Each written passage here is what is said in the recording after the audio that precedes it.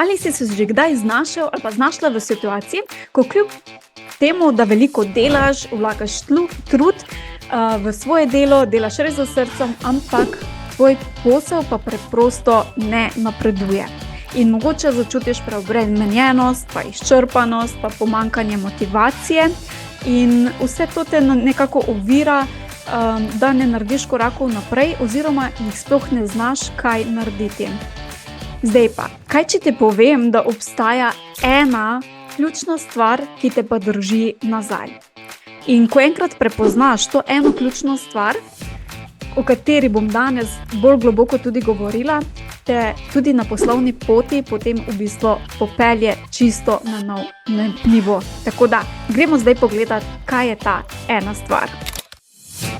Hej, dobrodošla v podjetniškem podcastu Legendarni, ki je namenjen vsem, ki želite svojim delom pustiti trajen pečat in ustvariti več kot le uspešen posel. Če se še pa ne poznava, moje ime je Maja in podjetnikom in podjetnicam pomagam pri gradnji brenda, vse od postavitev temeljev, celostne grafične podobe, spletne strani, ki konvertira obiskovalce v stranke in rasti in razvoju brenda. Pri podjetnikih pa podjetnicah veliko opažam, pa ne narobe razumeti, tudi jaz sem bila nekaj časa med njimi, predvsem tistimi, ki so v vlogi žrtve, velikokrat, so nezmožni spreminjanja mindseta, prepričanj, zanemarjajo osebno rast ali pa se jim ne posvetijo tako globoko, kot bi bilo potrebno, ker nekako definitivno velja, da je v bistvu osebna rast pa podjetniška rast sta zelo, zelo prepleteni in če ne rastemo oziroma se razvijamo na enem, potem to se kaže tudi na našem poslu. In kaj se potem zgodi s takšnimi podjetniki v vlogi žrtve? Da običajno nimajo rezultatov, ki si jih želijo, da so definitivno preobremenjeni, predvsem s tem, ker nenehno delajo, nenehno si v bistvu zastavljajo, pa še to moram narediti, pa v bistvu so zmeraj busy, torej zaposleni, ampak v bistvu z nalogami, ki mogoče ali sploh niso nujno potrebne za narediti, ali pa na drugi strani mogoče tudi z nalogami, ki si jih zadajo zato, da se zapolni njihov urnik. In to je lahko mogoče čisto nevede, ampak pride pa definitivno do te preobremenjenosti, do izčrpanosti, do te občutka izpraznjenosti, ker če samo dajemo in v zameno ne dobimo tega, kar bi nekako potrebovali, lahko hitro pridemo, sploh če delamo to dlje časa, do neke točke, ko smo preobremenjeni, izčrpani, lahko tudi brez motivacije in nenehno delamo samo za preživetje. In definitivno vem, kako se, če se mogoče kdo izmed vas, ko zdaj poslušaš, začutiš ali pa prepoznaš v tem, naj bo to moje sočutje s tabo, ker sem tudi jaz nekaj časa bila in vem, kako težko je biti v tej situaciji. Ampak treba pa se v bistvu zavedati, da so to samo naša prepričanja. In vsako naše prepričanje se lahko pa tudi kadarkoli se odločimo tudi spremeni. Pa če zdaj mogoče kdo pomisli, ampak Maja, to ni moje prepričanje, to je dejstvo. To velikokrat potem slišim. Treba razumeti, da dejstva so tista, ki veljajo v vseh pogojih in za vse ljudi. Samo takrat je lahko nekaj dejstvo. Če pa ni to dejstvo, torej da ne velja v vseh pogojih in pa za vse ljudi, potem pa je samo naše mnenje oziroma naše prepričanje. In ti dam nekaj primerov, ki je zelo pogostih. Recimo, kaj je prepričanje, je denar. Denar lahko rečemo, da je slab ali pa da je dober. Torej, to ni dejstvo. Denar je denar, to je dejstvo, ampak če mu pa pripišemo, da je dober ali pa slab, je pa to samo naše mnenje. Ni dejstvo, da je denar slab ali pa ni dejstvo, da je denar dober. Zakaj ne? Zaradi tega, ker z denarjem lahko pomagamo marsikomu, da ga preživimo, da izboljšamo mu življenje in tako naprej. Na drugi strani pa seveda je denar lahko tudi slab, če gremo ga uporabljati v slabe namene. okej? In to je samo naše prepričanje. Če je na splošno prepričanje, da je denar slab, potem moramo se zavedati, da je to samo naše prepričanje. In dokler imamo takšne prepričanje, verjetno ne bomo želeli imeti veliko denarja tudi nekako ali v svojem poslu ali pa blizu sebe, ne? Ker pač, če je to slabo, zakaj bi si želeli imeti. Podoben primer je tudi vreme, a ne? Če te kdo kdaj vpraša, kakšno pa je kaj vreme, ne? In potem rečemo, kako je slabo ali pa kako je dobro, ampak v resnici ne obstaja slabo in dobro vreme. Dež je na primer lahko super vreme, če je recimo že nekaj časa suše in rastline potrebujejo vodo, lahko pa je v bistvu slabo, če nenehno dežuje ali pa če pride celo do kakšnih poplav ali pa kaj takšnega. Se pravi, to, kako mi damo na vreme plus ali pa minus, je samo naše mnenje oziroma naše prepričanje, ker obstajajo torej vse situacije, in če smo siti in rečemo, da je slabo vreme že dlje časa, je to naše prepričanje, ki ga lahko spremenimo. In lahko rečemo, mogoče se ujamemo, ne, v tem prepričanju, pa rečemo, pa saj ni tako slabo, bo pa čas, da smo mogoče pogledamo kakšen film, da imamo več časa zase, družino, in lahko to prepričanje hitro spremenimo. Še en primer recimo je tudi nož, a ne. Nož je nekaj slabega ali pa nekaj dobrega, je v bistvu tudi samo prepričanje, ker je lahko orodje ali pa orožje, odvisno, kako ga uporabljamo, ne. Tako da, recimo, to so neka taka, če ti dam samo nekaj primerov, da lažje razumemo, da vse, kar mi doživljamo in dodajamo neke pluse pa minuse, so samo naša doživetja, naša prepričanja, ki jih lahko zmeraj spremenimo.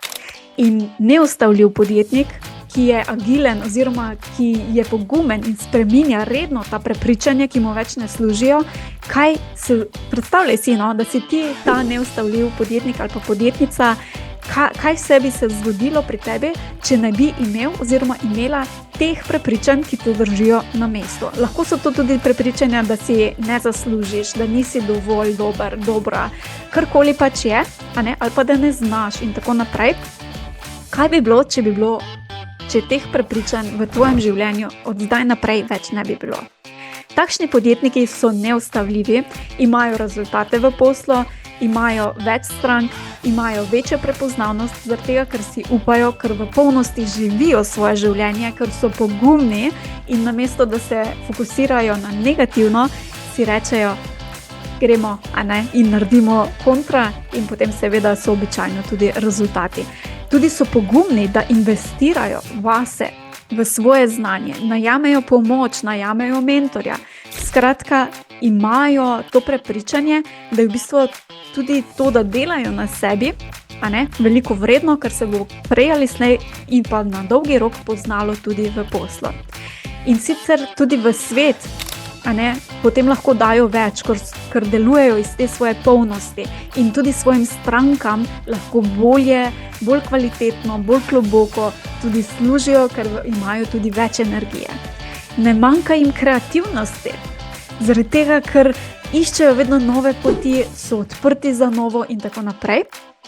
Predvsem pa so torej pogumni, da si pač upajo poiskati pomoč, ko jo potrebujejo, poiskati nove poti, ko jih potrebujejo. A ne?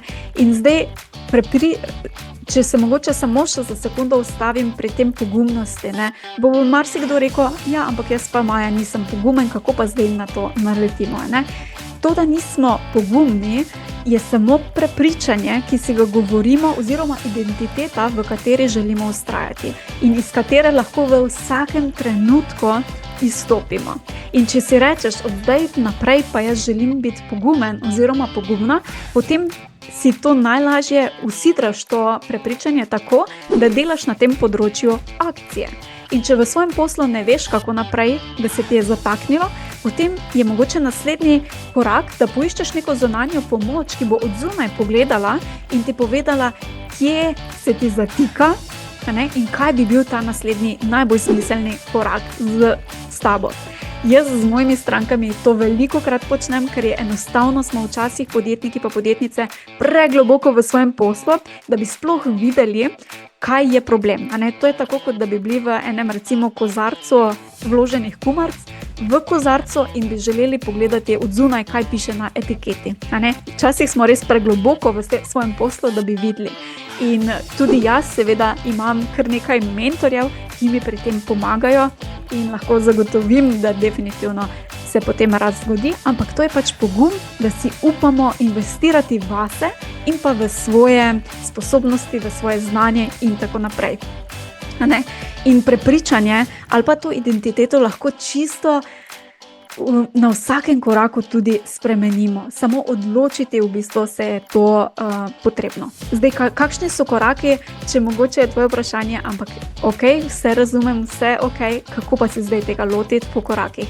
Ker če se z mano že nekaj časa ali pa me spremljaš, potem veš, da jaz sem imam rada korake, kaj narediti, kako pa kaj, te usmeritve.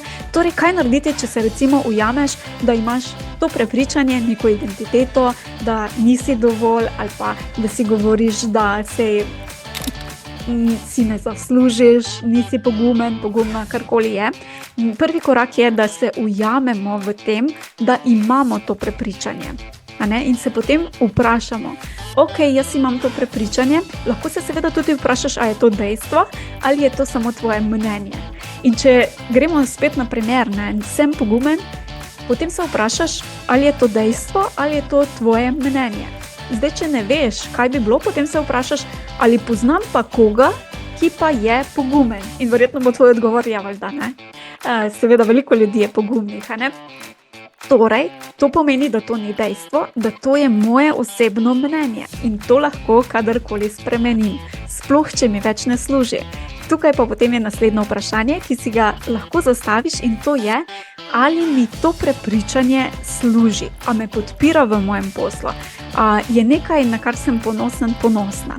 Če je tvoj odgovor ja, ker bomo mogoče kdaj pa imeli kakšna prepričanja, ki nam dejansko služijo, seveda bolj ko delamo na tem, več je teh prepričanj, ki nam služijo, torej pozitivno vplivajo na naš posel, na naše življenje nasploh. In če rečemo ja, da je da nam služi, potem je super, ga lahko ohranimo in smo lahko ponosni na njega. Če pa ugotovimo, da je to neko prepričanje, ki nam več ne služi in ga želimo zamenjati, potem pa se seveda lahko vprašamo, kaj bi pa zdaj lahko bil naslednji korak. Oziroma se vprašamo, odkud to prepričanje sploh prihaja. Mogoče to prihaja, da so nas starši v otroštvu naučili, recimo, da je denar nekaj slabega. Ali pa da smo v družbi to slišali, ali pa v šoli, ali pa kjerkoli. Mogoče je to neko prepričanje, ki je priučeno od nekoga drugega. Nima veze, ne bomo obsojali, ker dejstvo je, da vsi naši starši so verjetno delali, nas vzgajali z najboljšim namenom, kakor so pač takrat v tistem času sami maksimalno dobro zmogli. Vedno pa obstaja seveda boljše poti, bi se dalo optimizirati in tako naprej, tako da to ni mišljeno kot obsojanje, kazanje s prstom ali pa kaj takšnega, ampak samo da v bistvu ugotovimo, izkud v resnici to prihaja, zaradi tega, da potem lahko to tudi lažje spustimo, ker vemo, da ni naše ali pa da je od nekoga drugega. In naslednji korak je, kaj si pa želimo, s čim želimo to naše prepričanje zamenjati. Ker če ga samo skušamo odstraniti in ne zamenjamo z novim, pozitivnim oziroma takšnim prepričanjem, kot ga želimo, potem bomo ustvarili eno luknjo, kjer se bo zapolnilo spet lahko nekaj negativnega. Tako da se vprašamo torej, kaj je tisto prepričanje, ki si ga pa želim. Če gremo nazaj na pogum, je mogoče moje novo prepričanje, da sem pogumen oziroma pogumna na vsakem koraku. In mogoče bo zdaj kdo rekel, ja, Maja, ampak to je lahko reči, ampak jaz sama sebi tega pa ne verjamem, ker vem, da nisem pogumna. Kaj lahko naredimo? To, da se zdaj 100% tega držimo. In bolj kot se držimo tega, prej bomo 100% tudi zamenjali to prepričanje. Kaj to pomeni, da če se zdaj odločim, da je moje novo prepričanje, da sem pogumna in se mi v današnjem dnevu, potem ko poslušaš to epizodo podcasta, zgodi nekaj, se lahko ujamem, kjer bi mogoče drugače delovala nepogumno ali pa kar nekaj pač negativno, potem se tukaj ustavim in si rečem, wow, to je pa zdaj priložnost, da si dokažem, da sem pogumna, da si dokažem, da to, kar sem si sama sebi obljubila, da se tega tudi držim. Ker če ne držimo sami sebi obljube, potem bomo najbolj razočarani tudi mi. A ne?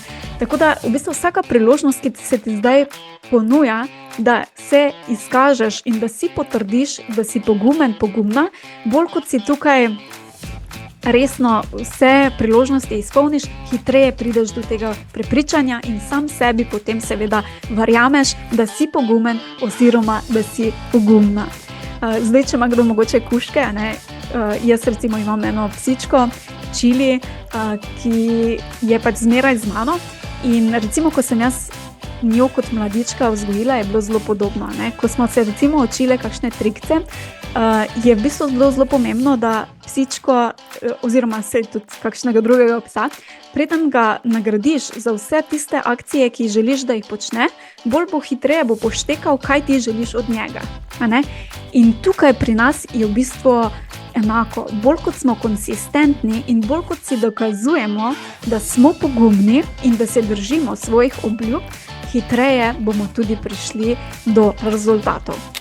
Drugi način, ki pa še ga lahko upoštevamo oziroma ki ga lahko še vključimo, pa je tudi, da iščemo primere okoli sebe, ki nam potrjujejo, da je to naše novo prepričanje tisto ta pravo, ki si ga v bistvu želimo. Da gledamo okoli sebe, če je naše prepričanje pogum ali pa da je denar slab in želimo novo prepričanje, da je denar nekaj dobrega, gremo iskati primere, kjer denar pa v svetu dela nekaj dobrega. Pa bomo mogoče najdli, tukaj so pomagali temu, tukaj so pomagali ono in več, ko bomo videli teh primerov, da je denar res nekaj dobrega, prej bomo to prepričanje lahko tudi spremenili. Tako da to bi nekako bil moj nasvet oziroma to je v bistvu tudi moja metoda, ki jo uporabljam in definitivno deluje, sploh če jo uporabljaš. Bom pa ful vesela, če z mano deliš ali če gledaš to na YouTubeu spodaj pod videom ali pa če poslušaš na podcastu, me najdeš na vseh družabnih omrežjih, da z mano podeliš, kaj je pa tisto tvoje trdovratno prepričanje, ki ga imaš, negativno, ki te blokira in ga želiš odpraviti. In če imaš seveda pa še kakšno vprašanje, kakšen dodaten nasvet, bom pa zelo vesela, če ga tudi podeliš. Tako da jaz ti pa želim veliko uspehov in pa srečno na tvoji poti. Hvala za tvoj čas in pozornost. Če ti je bila epizoda všeč, te vabim, da se naročiš na podcast na najljubši aplikaciji, kjer poslušaš podcaste in tako ne zamudiš naslednje epizode. Vesela bom tudi povratne informacije, kako ti je bila epizoda všeč in česa si želiš več. Hvala ti in naredi si čudovit dan.